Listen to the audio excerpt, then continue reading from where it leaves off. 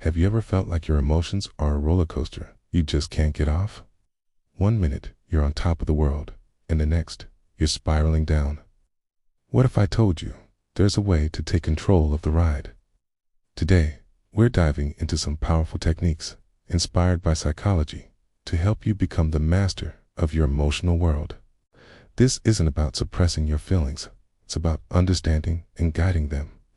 So, are you ready to learn how to control your emotions like a pro? Let's get started. First up is a simple but incredibly effective technique called Name It to Tame It.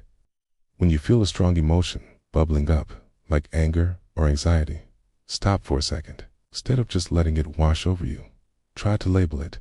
Say to yourself, I'm feeling frustrated right now, or this is anxiety I'm experiencing. It sounds almost too easy, right? But here's the magic. When you put a name to the feeling, you're activating the more rational part of your brain. This creates a little bit of distance between you and the emotion, shifting you from being consumed by it to being an observer of it. It's like turning on a light in a dark room. Suddenly, things are clearer, and you have more power over what happens next.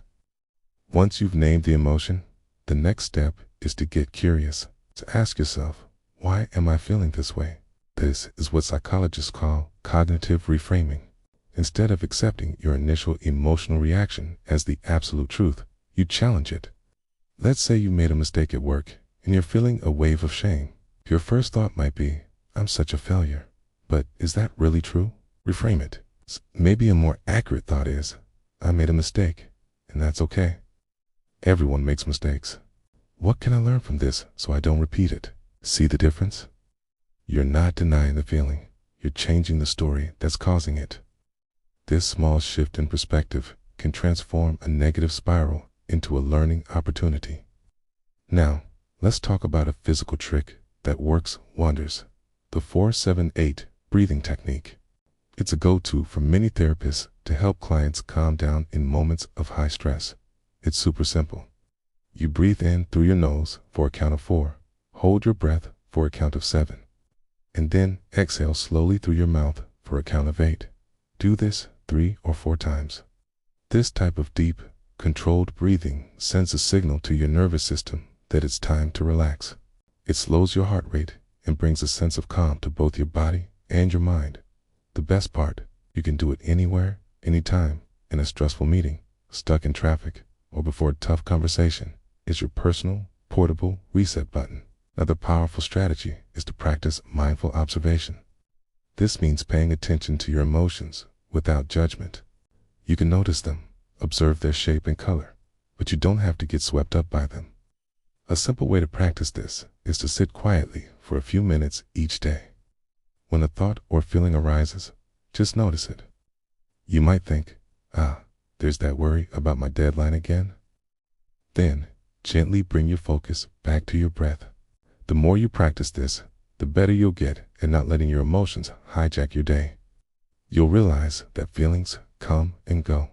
They don't define who you are. Finally, a key part of emotional control is proactive self-care. Think of your emotional well-being like a bank account. Every time you get enough sleep, eat a healthy meal, exercise, or spend time doing something you love, you're making a deposit.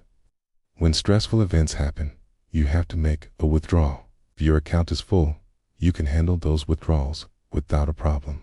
But if you're running on empty, even a small stressor can feel overwhelming. So, make self-care non-negotiable. Schedule it into your day, just like any other important appointment. Building this emotional reserve is one of the best long-term strategies for staying balanced and in control. So there you have it, 5 practical, psychologist-approved ways to manage your emotions. Remember to name it to tame it. Reframe your negative thoughts. Use your breath as an anchor. Serve your feelings without judgment, and build up your emotional reserves through self-care. You're learning a new skill. Thanks for watching. If you found this helpful, give this video a like and subscribe for more tips on living a happier, healthier life. I'll see you next time.